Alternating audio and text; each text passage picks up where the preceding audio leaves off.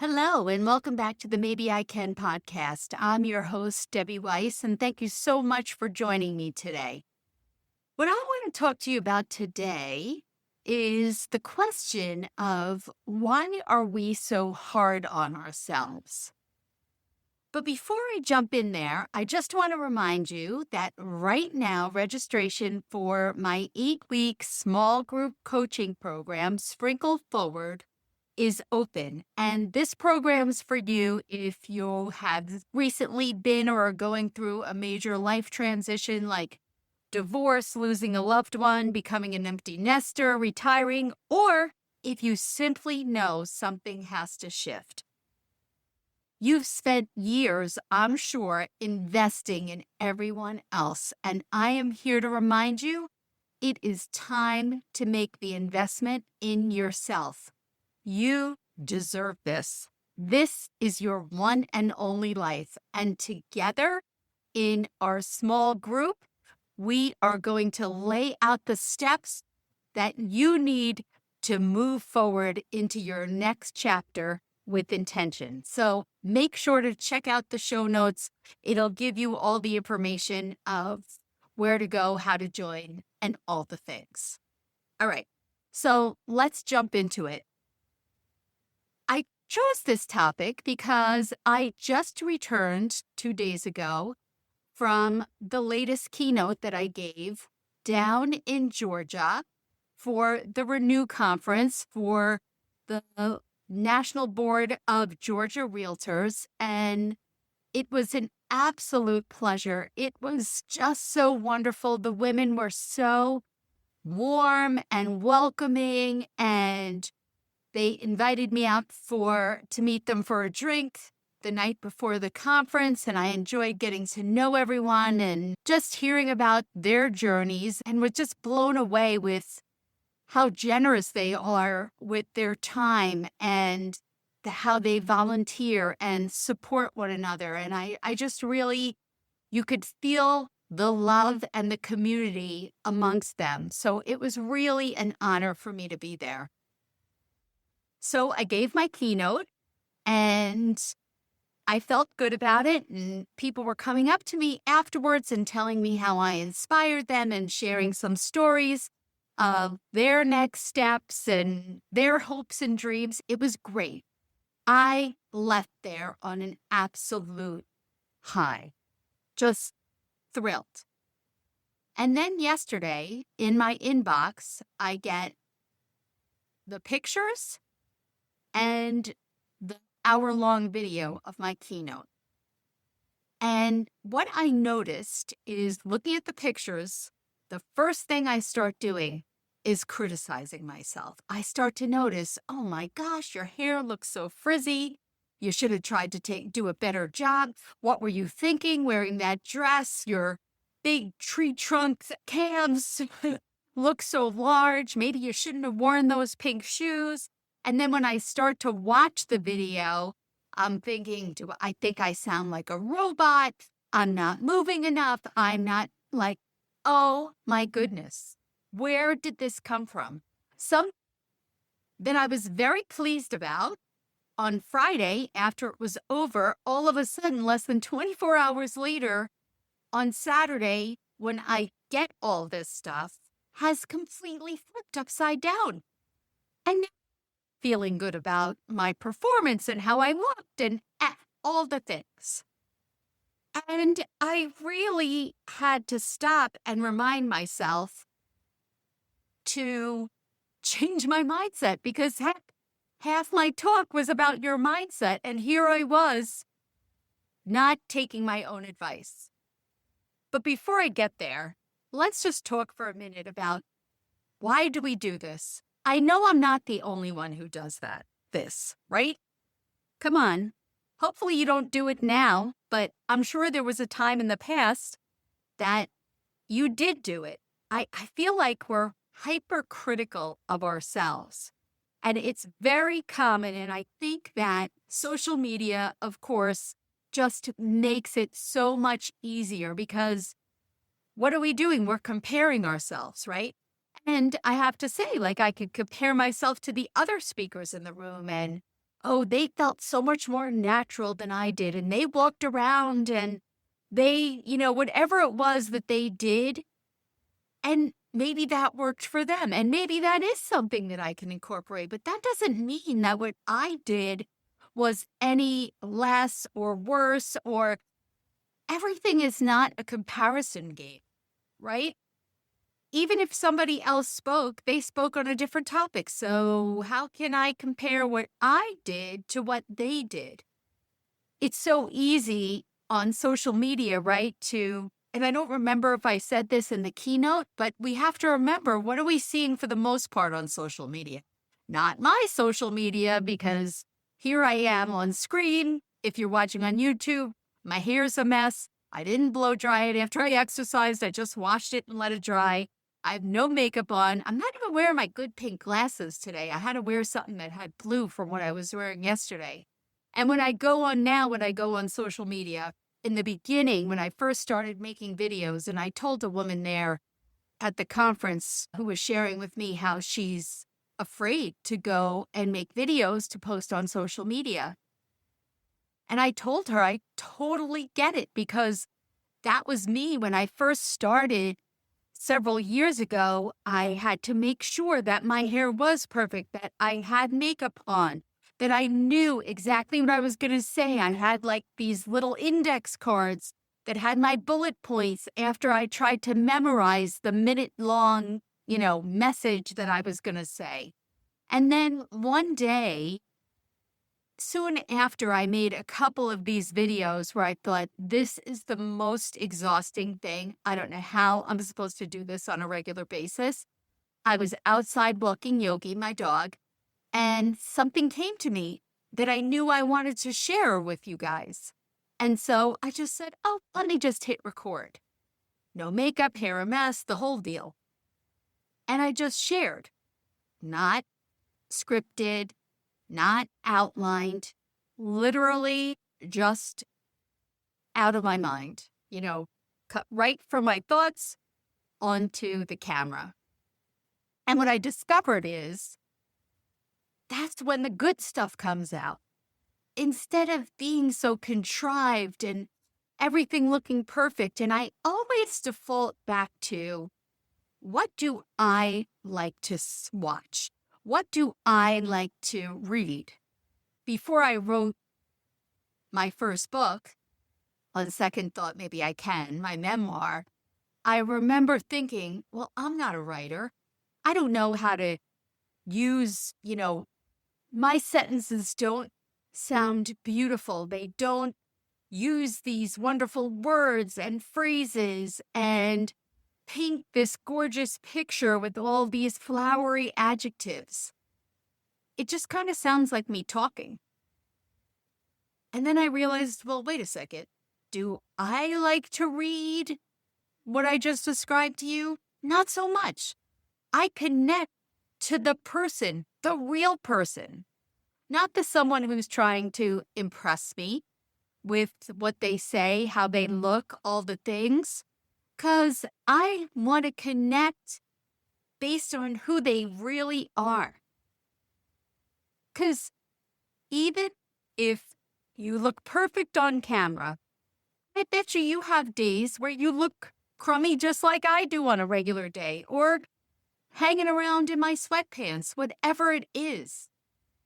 And so that's when I realized, you know what? I don't care. People are either going to like me or they're not going to like me for who I am. It has nothing to do with how I look. It just has to do with who I am as a person. And the only way that I can convey who I am as a person is to be my honest self and just share my thoughts. Nothing scripted, nothing that AI gave me, just what comes out of my head based on my life experience. But when we get stuck on comparing ourselves to someone else's highlight reel on social media, we feel like we don't compare. We feel like our life isn't as good as theirs. I used to do it all the time when my kids were younger, and I would see all the posts of, this one's so smart, this one's so athletic. Oh, we're out having this fabulous, celebration for Father's Day, because as I'm recording, it's Father's Day. And in my house, people would be crying or fighting or whatever it was. And I thought, why can't my life be like everybody else's? Is that everybody else's life? Is everybody smiling and hugging and kumbaya all the time? No, that's just not reality. So I think that social media definitely has something to do with it. I think also that we're always focused on how we look, how we perform, instead of maybe how we feel. Tapping into, how did I feel? Like, I felt really good. I felt like I did a good job. I felt like I delivered the message that I wanted to. Now, did I say everything perfectly? No. Did I talk too slowly or too quickly? Yes. Did I lose track of my thoughts for a minute? Absolutely. Nothing's perfect. Nobody's perfect. And so instead of focusing on the mistakes that I made or something that I think I could have done better, I need to focus on overall, how did I feel about it?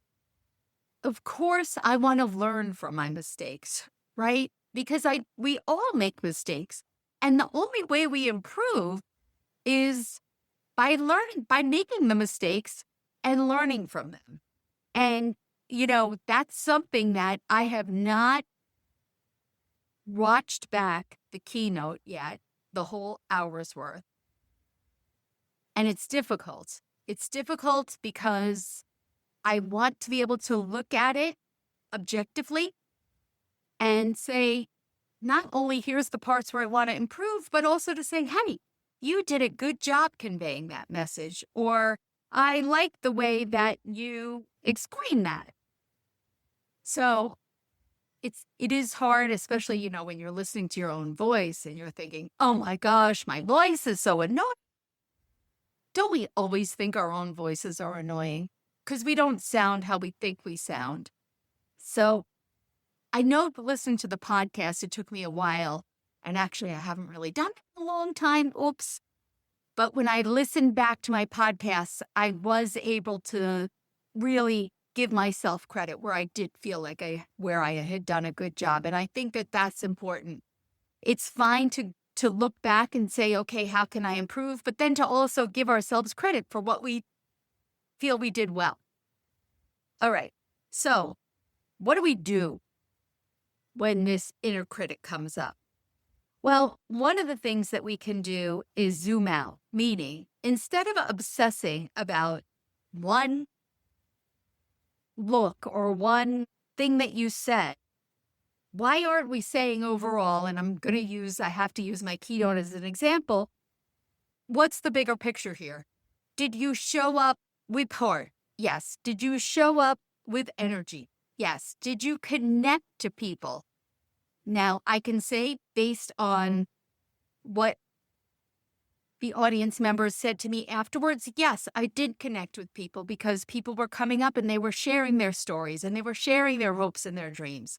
And they thanked me for my vulnerability and found my story powerful and thought that what I shared was not only inspirational, but also that I had given them practical tools that they could walk out and use. Wow, all those things that I just said, those were my goals. Did every person feel that way? I'm sure, right? None of us we're not for everyone, right? But I did connect. So why don't I think about that instead of thinking about that one moment where I might have paused too long because I lost track of my thoughts? How about thinking, what did it look like through someone else's eyes? Because if they are engaged, hopefully they're not sitting there picking my appearance apart. If they are, quite frankly, I shouldn't care, because that kind of person who would sit there and that's the only thing that they got from my talk was they're sitting there criticizing how I looked, what I said, how I sounded, all the things, then they're not my person, right? They're not the person I was ever going to connect to. And how about the fact that these feelings that I have or that we have of not feeling like enough or criticizing ourselves, who says they're the truth? Part of my talk, I say, I never knew that I had the power. I never knew I had the power to control my thoughts. I just thought, if I thought it, it must be true. But now I certainly know that's not the case. How about instead, I focus on the facts? What happened after the talk? People stood up at the end of the talk and gave me a standing ovation. Like I said, people came up to me and shared. Those are facts. Those things happened. So regardless of how I feel, let me tune into my feeling is not necessarily, not that your feelings aren't true, but my thoughts based on these feelings are not true. I know the facts. And I did have people who I know connected. And I know that people appreciated what I shared. Done. Period. I should leave it there. And let's say, you know what?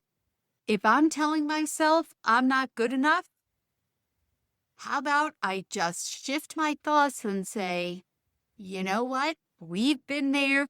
We've done that. And I have proved that belief wrong time and time again.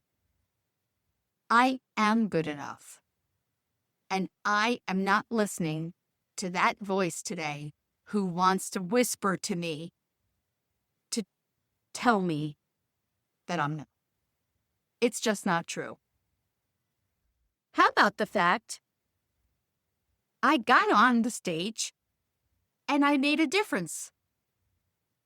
I did it. I did it. And there was a time that would literally have been my worst nightmare. Let me remind myself where I was just, I don't know, a year ago, 2 years ago, 5 years ago. Would that version of me 5 years ago have done what I did, what I do now, getting on stages and sharing my message? Well, no. How about that? Why aren't I giving myself credit for that? And thank you for listening, because now I am. That's what we need to remind ourselves. One other thing that I've shared in my keynote, which I've said to you guys before too, is make a maybe I can list. Write down all the things that you thought you couldn't do, but you did do. And you did it well. You got through it, even though you thought that you could never get through it. You did. And let that spur you forward with confidence and courage. Because we can do it. We're never going to be perfect. We don't have to have it all figured out. We just have to take action. And you know what? The next talk I do will be a little better, and this was better than the last talk that I did, and so on and so forth. Each time we improve. So, it's time to be kind to ourselves, right? And to just take a minute and think about what we're saying to ourselves. And I really do like the idea. I think the thing that resonates most with me is reminding ourselves, let's think here, what's fact and what's not? Because that really does put it in perspective. And it allows us to kind of not rely on how emotional we can get or how caught up in that self-criticism. We all do it. It comes from somewhere different for each of us, mostly, for the most part, maybe from childhood, where we develop these limiting beliefs of not being good enough or worthy or smart enough or pretty enough or whatever it is. We're on our way. That's why you're listening to me. That's why I listen to other people. We want to improve, and we are improving. But we have to remind ourselves we're not perfect. And instead of looking for all the faults in ourselves, let's turn around, zoom out, and take a look at the big picture. Look at how far we've come. So I will say, I want you to give yourself the same kindness that you give everyone else. You would never criticize a friend like you criticize yourself. You just wouldn't do it. And you would tell her, don't do that to yourself. You don't deserve this. Why are you berating yourself like that? Be that person for yourself. Be your own best friend. Why? Because you deserve it. And as I close, just a little reminder, I want to walk this journey, this path with you. I've done it. I'm still doing it. It's not over. It won't be over until I take my last breath. So you've spent time, energy, and money on everything and everyone else. I want to remind you, it's time to invest in yourself. So check out the show notes, grab your spot to the Sprinkle Forward group coaching, or head over to DebbieRWeiss.com and get information there. And until next week,